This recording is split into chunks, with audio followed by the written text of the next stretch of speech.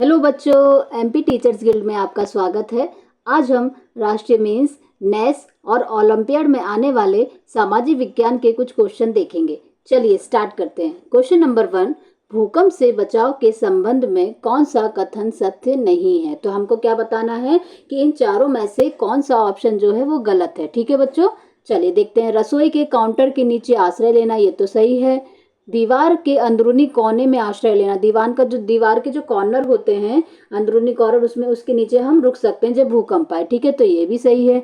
मेज के नीचे आश्रय लेना, कोई भी टेबल हो उसके नीचे हम बैठ जाएं तो ये भी सही है। भूकंप आए तो ये भी हमको करना चाहिए। ठीक है।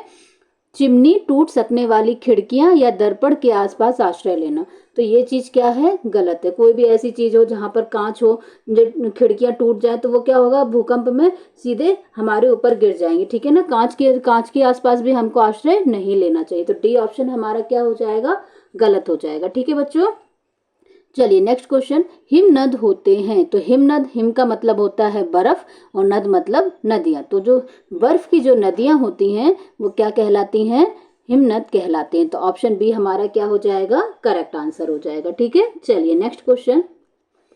ओजोन गैस की परत वायुमंडल के किस परत में होती है। तो ओजोन जो परत है वो कौन से उसमें होती है, तो वो समताप मंडल में होती है। बेटा सबसे नीचे वायुमंडल की सबसे नीचे परत कौन सी होती है, क्षोभ मंडल।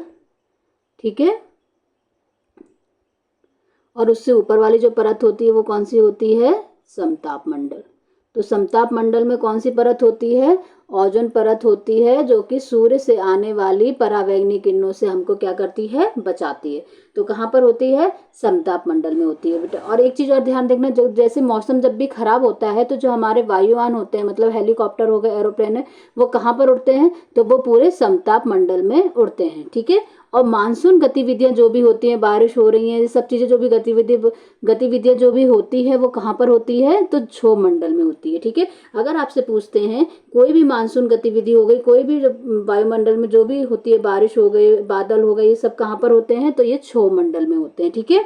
और जब मौसम खराब होता है तो एरोप्लेन कौन से मंडल में उड़ते हैं, तो समताप मंडल में उड़ते हैं। ठीक है। और ओजोन परत कहाँ पर होती है, समताप मंडल में होती है। और इसके ये क्या करती है, तो ये सूर्य से आने वाली परावैंगनी किरणों से हमको क्या करती है, सुरक्षित करती है। ठीक है बच्चों, चलिए नेक्स्ट क्वेश्चन। निम्न में से सांस लेने के लिए सभी जीव किस पर निर्भर करते हैं। तो सांस लेने के लिए सब किस पर निर्भर करेंगे, तो वायुमंडल पर, कि जैव मंडल पर, कि स्थल मंडल पर, कि जल मंडल पर। तो किस पे निर्भर करेंगे, वायुमंडल पर। ठीक है। सांस लेना है तो वायु में सांस लेते हैं, तो कौन सा मंडल, वायुमंडल। ठीक है। चलिए नेक्स्ट क्वेश्चन।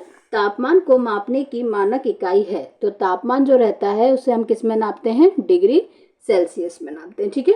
देखा है, जब भी हम डॉक्टर के पास जाते हैं या कोई भी चीज रहती है तो हम उसको किस में नापते हैं, हमने एक बार पढ़ा था, हमारे बॉडी का जो टेम्परेचर होता है वो कितना होता है, 37 डिग्री सेल्सियस। ठीक है। तो हम जो तापमान होता है वो हम किस में मापते हैं, डिग्री सेल्सियस में। ठीक है बच्चों, चलिए नेक्स्ट क्वेश्चन। वर्ष भर लगातार निश्चित दिशा में चलने वाली पवन है। तो वर्ष भर अगर एक ही दिशा में, निश्चित दिशा में चलने वाली पवनों को क्या कहते हैं, स्थायी पवने कहते हैं। ठीक है बच्चों, चलिए नेक्स्ट क्वेश्चन। जब वृष्टि तरल रूप में पृथ्वी पर आती है तो उसे हम क्या कहते हैं, तरल रूप में आ रही है, लिक्विड फॉर्म में आ रही है, तो उसे हम क्या कहते हैं, बारिश कहते हैं। ठीक है, क्या कहते हैं, वर्षा। Next question. निम्नलिखित में से कौन सी गैस हमें सूर्य की हानिकारक किरणों से बचाती है। तो कौन बचाती है, नाइट्रोजन नहीं, ऑक्सीजन, ये तो तीनों गलत हैं। तो ऑप्शन डी देखिए ओजोन। तभी मैंने बताई थी आपको, ओजोन जो परत होती है वो सूर्य से आने वाली परावैंगनी किरणों से हमको क्या करती हैं, बचाती हैं। ठीक है। चलिए नेक्स्ट क्वेश्चन। वायुमंडल की परतों में जब हम ऊपर जाते हैं तो वायुदाब कैसा होता है। तो वायुदाब कैसा होता है, अगर हम ऊपर जाएंगे वायुमंडल की परतों में तो वायुदाब कैसा होगा, घटेगा। ठीक है, कैसा होगा, घटेगा। वहां पर ऊपर जैसे जैसे हम ऊपर जाएंगे, जो पृथ्वी का तल है, जैसे जैसे हम ऊपर जाएंगे इसके ऊपर ऊपर जाते रहेंगे तो क्या होता है, वायुदाब घटता है। ठीक है बच्चों, चलिए नेक्स्ट क्वेश्चन। निम्नलिखित में से वर्षा का प्रकार नहीं है। तो कौन सा वर्षा का प्रकार नहीं है, तो संवहनी वर्षा होती है, पर्वतीय वर्षा होती है, चक्रवर्ती वर्षा होती है। कौन सी वर्षा नहीं होती है, तो प्रति चक्रवर्ती वर्षा नहीं होती है। ये कोई भी वर्षा का प्रकार नहीं है। ठीक है, चलिए नेक्स्ट क्वेश्चन। अलवण जल का स्रोत नहीं है। तो अलवण जल का कौन सा स्रोत नहीं है? तो अलवण जल तो समुद्र में तो अलवण जल ही होता है ना। नमक, समुद्र का पानी कैसा होता है? खारा होता है, उसमें लवण की मात्रा क्या होती है? सर्वाधिक होती है। तो अलवण जल का स्रोत नहीं है, क्या नहीं है? तो समुद्र नहीं है बेटा, ठीक है। चलिए नेक्स्ट, नदी। नदी में तो अच्छा पानी, शुद्ध पीने का पानी रहता है, मतलब कि नदी का पानी कैसा रहेगा? मीठा रहेगा।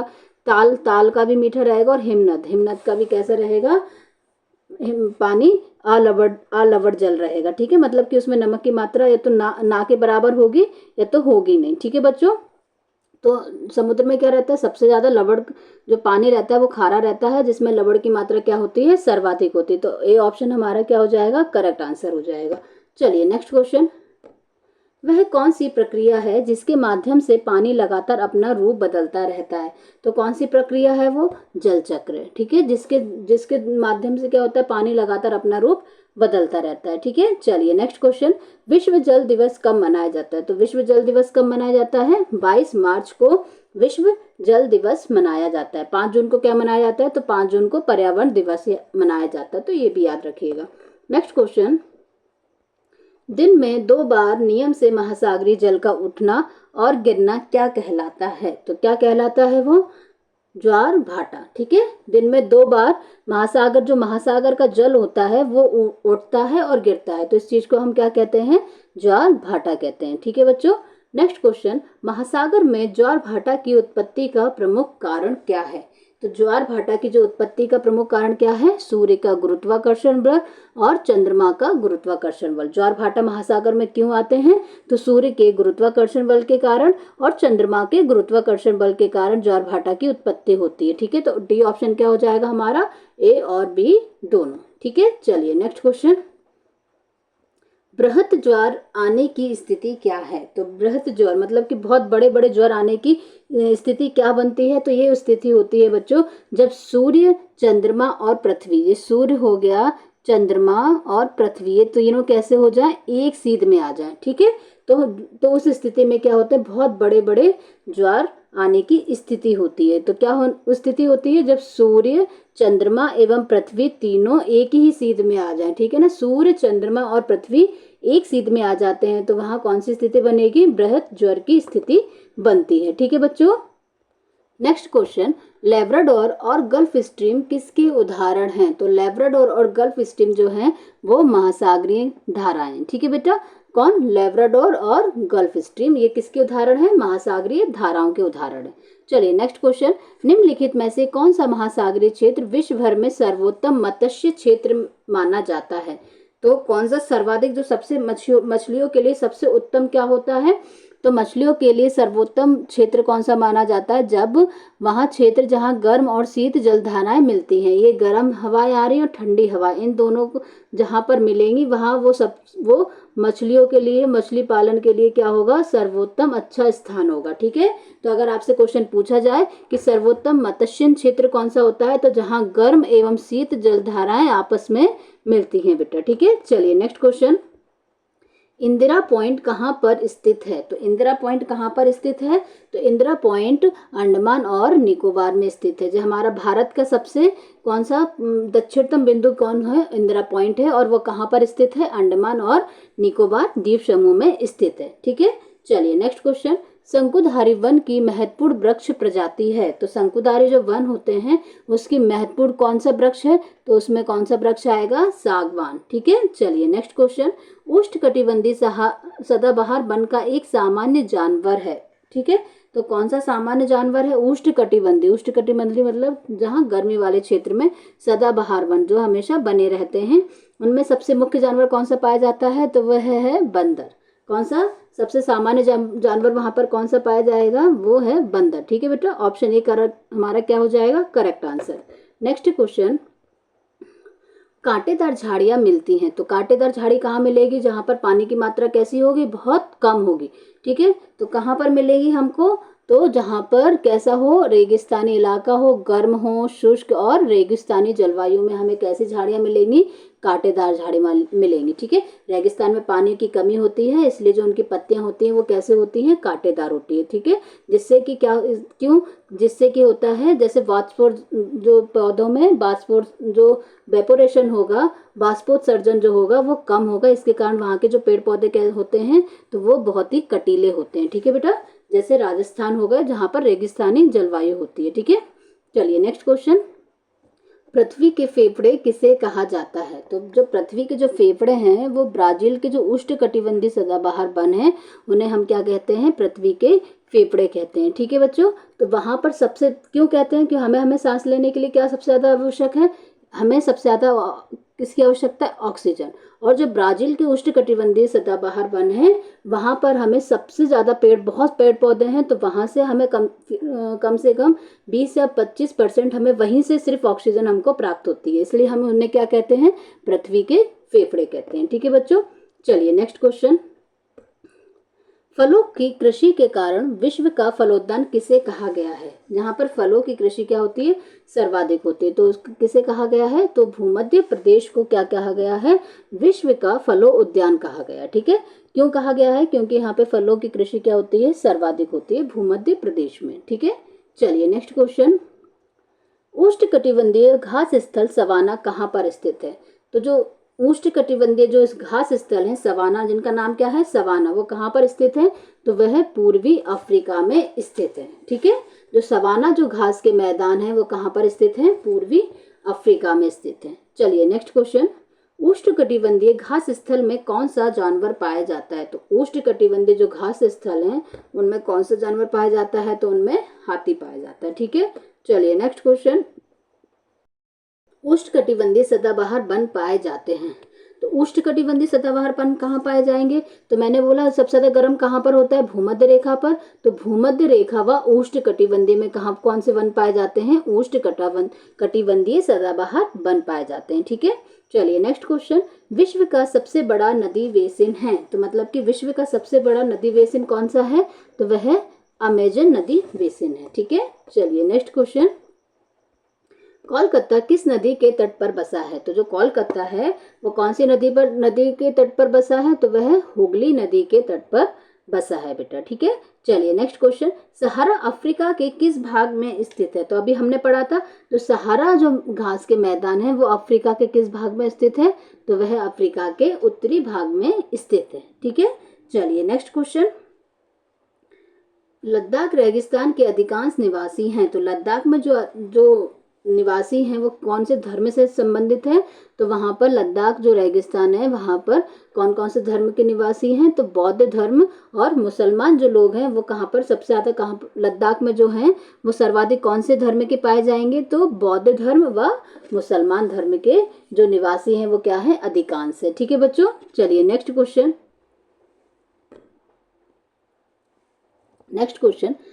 सहारा रेगिस्तान में मुख्यतः वृक्ष पाए जाते हैं, तो सहारा रेगिस्तान में सर्वाधिक कौन से वृक्ष पाए जाते हैं, तो कैक्टस और खजूर के जो वृक्ष हैं वो सर्वाधिक पाए जाते हैं। ठीक है, चलिए नेक्स्ट क्वेश्चन, जेम्स मिल ने भारत के इतिहास को कितने कालखंडों में बांटा है? तो कितने कालखंडों में बांटा है जेम्स मिल ने?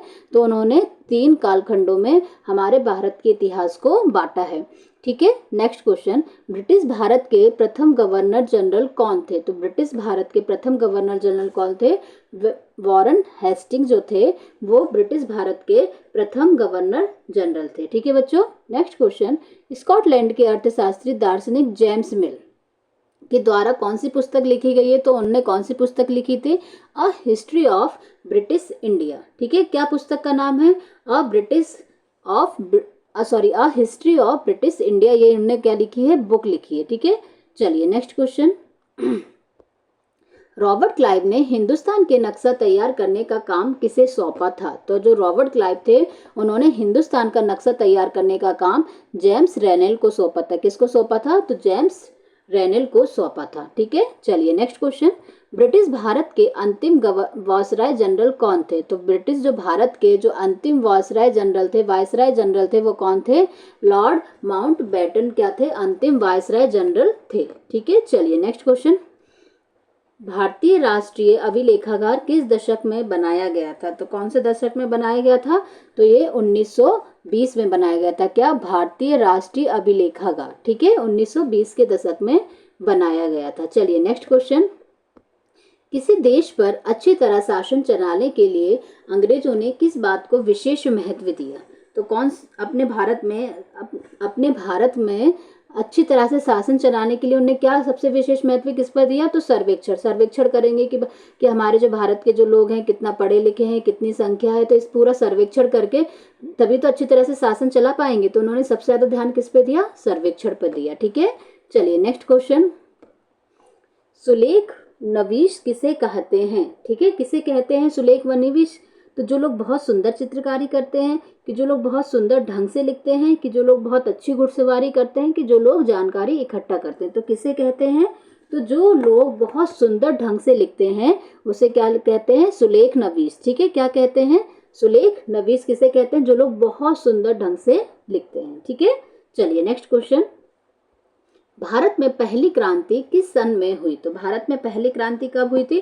तो भारत में पहली क्रांति 1857 में हुई थी। ठीक है, तो 1857 की जो क्रांति है वो कौन सी हमारे भारत की पहली क्रांति मानी जाती है।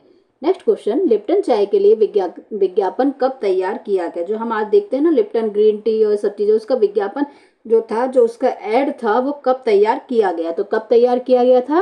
1922 में जो लिप्टन चाय है उसका विज्ञापन तैयार किया गया था। ठीक है बच्चों, चलिए नेक्स्ट क्वेश्चन।